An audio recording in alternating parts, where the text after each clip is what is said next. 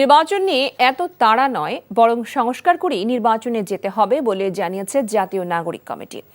শহীদ আসাদ দিবস উপলক্ষে শহীদ আসাদ থেকে শহীদ আবু সাইদ, গণঅভ্যুত্থান থেকে ফ্যাসিবাদী ব্যবস্থার বিলোপের রাজনীতির রোডম্যাপ শীর্ষক আলোচনা সভায় এসব কথা জানায় তারা বলেন, 1947, 52, 69, 71-এ যত মানুষ শহীদ হয়েছে, শুধু 2024-এ তার থেকে বেশি মানুষকে হত্যা করা হয়েছে। তাই ফ্যাসিবাদ বিলুপ্ত করতে হলে নতুন করে সংবিধান করতে হবে। এছাড়া বাংলাদেশে পতিত ফ্যাসিবাদী শক্তিকে আর প্রাসঙ্গিক হতে না দেওয়ার হুঁশিয়ারি দেন তারা।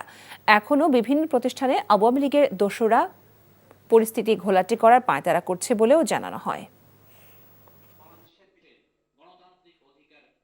এই সংস্কার শুধু কথার মধ্যে নয়, এটার বাস্তব রূপায়ণ করে যাওয়ার দায়িত্ব অন্তর্বর্তীকালীন সরকারের।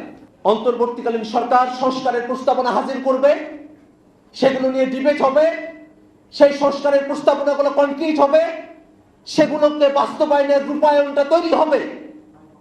তারপরে নির্বাচিত সরকার এসে সেই সংস্কারের যে বাস্তবতা, তার যে রূপায়ণ, সেটাকে শুধুমাত্র কন্টিনিউ করে নিয়ে যাবে।